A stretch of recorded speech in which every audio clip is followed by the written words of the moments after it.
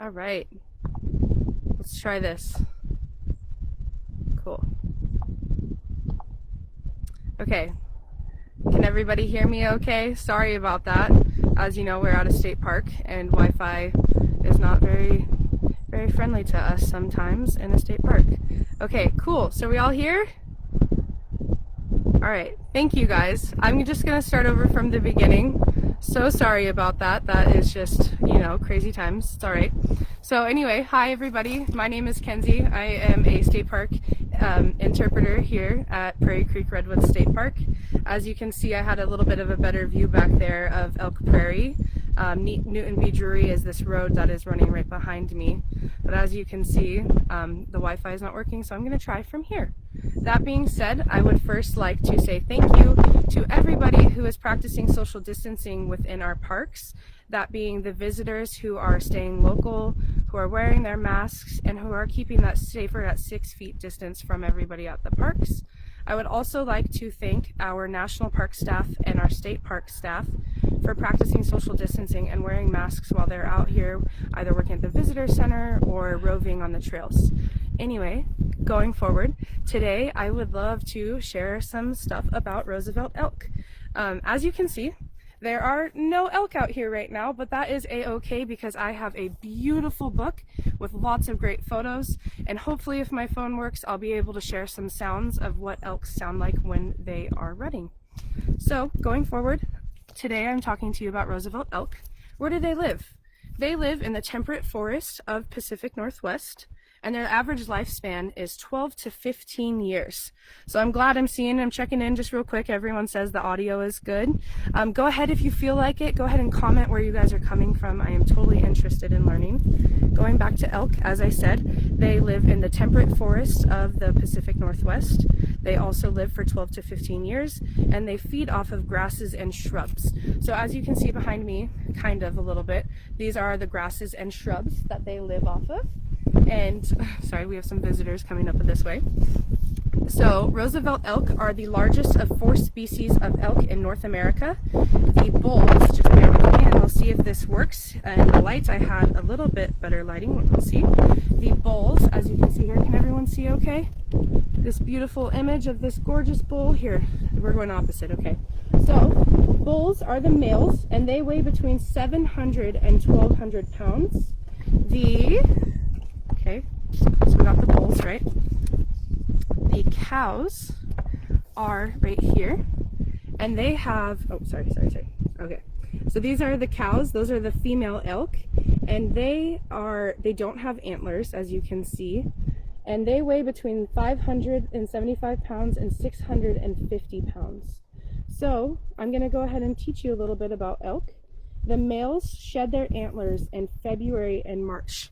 And about a week later, they start growing new antlers, and I'll pull out my ruler and show you. So each month, they grow their antlers about 10 to 12 inches. Isn't that crazy how fast that they grow? It's insane. So that being said, calves are born in May and June. And the mothers hide their calves for about the first month to protect them in the field. So that's why we're right now, in the last 2 months, we haven't really been seeing the mother elks out in the fields because they're protecting and they're hiding their elk. You have seen the males, right, the bulls, they have been out there. But later on, the female, the cows, right, they go out and they join with the calves and they join the herd of females and young males, which is led by an older cow, an older female. And then we go into summertime, right? So it's summertime here at Prairie Creek. You can see it's so gorgeous outside. The older males, the bulls, they form separate bachelor herds. So those herds that they form are called bachelors. And they can also remain alone. I've been told that the ones that remain alone are sometimes often the older ones. And then that's the summertime. So going into about late August, the bull elk antlers stop growing. So remember from a week later in like February, March, those antlers are growing rapidly, right? And then in August, they stop growing. And then as that stops growing, the rutting season begins quickly. And that's late August to mid-October. So let me go ahead and pull out as I'm going through here. I'm sorry, I forgot to show you a picture of the calf. So these are the baby calves. Aren't they so cute? So then going forward to the rutting season, right? So I'll let you guys look at this crazy photo of them rutting. So this is why we have a lot of protection in our parks about rutting season, which is late August into October. And that's when they're the most aggressive. So due to the climate of the North Coast, in the winter, the elk actually do not need to migrate, but they do grow a second layer of fur to keep them warm up here in the Pacific Northwest. And by burning the prairie, by controlled burns, we allow the elk to receive more nutrients that are increased after a burn. Biologists also suspect that by burning the fields, we also protect the elk from harmful parasites that could be within the fields and the grass and the shrubs. So here at state parks, we really care about conservation. Can I get a little woohoo if we care about conservation? Because I know I sure do. I would like to share with you a success story on the conservation of Roosevelt elk. So they were nearly hunted to extinction by North Coast settlers, and only a few as 16 elk. Can you believe it? 16 elk. And I see nowadays, we saw maybe 30 of them this morning on the drive up to work, which is so beautiful and so special for us.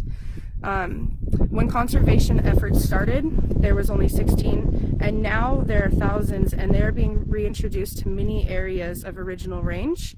With that being said, at the very end of this, I have a link that I will post when I get on my computer, and I will share with you. You can actually see the map of where the elk are being reintroduced to their original range. Elk are protected here in Redwood National and State Parks, but although they are protected, they do have some threats. I will share with you 3 of them. One of them is cars. So we have to make sure to protect them when we're driving, because they often like to, on the one-on-one, as many of you have seen, they like to be on the tight corners. They're right when you come around a curve. That's why we really recommend when you're driving north and south of this area to drive slow. Mountain lions are the second predator that they have. Maybe not a predator, but the second thing that could endanger them, right? And the third is hunting on private land, or within private land that's not accessible for hunting, would be called poaching. That being said, with elk safety, let me go ahead and show you. So elk are wild and unpredictable animals, right? They are so magnificent, and we totally understand how everyone just wants to see them, but they are especially dangerous during rutting season, which is late August to mid-October. So we have to be careful because of how unpredictable they are. But the ways that you can help us protect the elk is by driving slow. Whether you're on our state parks or on the highway, driving slow is always a way to protect and prevent them from, getting hit. Another way that you can protect them is by staying 100 to 150 feet away. So let's talk about some serious social distancing, right? 100 to 150 feet. Right now we're practicing 6 feet. So throughout the parks, we see visitors who are so excited, especially, right, because the elk, they often come out right here in the prairie. And in a minute at the very end, I'll get you guys a little bit closer so you can see a better shot of the prairie. Does that sound good? That being said, they are especially dangerous during their rutting season, right? So within any time of the year, that's the thing that we say is the rule of thumbs. Oh, I'm breaking up, man. I'll do my best, okay? So the rule of thumb, right? Let's use, do you see that tree right there? You see how the tip of the tree is hanging out? If that was an elk's antlers, that means that I am too close. So if I pull, right there, I can't see that tree anymore. That means that I'm in safe distance. If I can't see their antlers, that means that I am safe and I am okay to view the elk and take photos of them. So another thing that we would like to mention here at Prairie Creek and all over wherever you see elk, the younger ones are often quite afraid of humans, or they're quite afraid of change of pace or sound, especially bicycles and scooters. So if you are approaching an elk by foot, you need to use caution, but especially if you are using a bicycle or a scooter or a skateboard, there needs to be extra precaution because they get very afraid of the wheels coming towards them, and the younger ones are the ones that are maybe the most unpredictable, correct? So that is our little information for today. I am so sorry about the little Wi-Fi cutout earlier. I'm gonna go ahead and try to show you the sounds that you can hear this late August through September, right during their rutting season. Let me see if I can pull it up real quick on my cell phone. This sound is so crazy. I'll play it once and someone maybe comment and let me know if you can hear it okay, all right? So this is this is a bull elk bugle to attract the cows and advertise their dominance over other bulls, okay?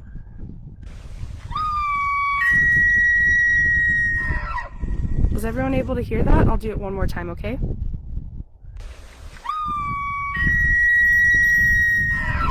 How beautiful is that, right? So anyway, I'm gonna go ahead and take you guys for a little walk over here so you can see our gorgeous elk prairie, and the wind is on our side today, so you actually are going to be able to maybe hear me and see. Let's see if I can flip my camera around. I don't see that option, so I'm just gonna walk and we'll go with each other, okay? So this is our elk prairie. Let's see, can everyone see it okay? So this is Elk Prairie, and across over here is the Visitor Center and Elk Prairie Campground. So you can often see the elk all over in this area. Today, they must have known that I was doing a live stream on them, and they must have said, Kenzie's coming out today, I'm gonna not be around her. So that is a-okay. Anyway, I would like to thank all of you for joining us today and bearing with our technical difficulties. So thank you all so much, and we will stay tuned for 3 o'clock tomorrow for another live stream. Thank you.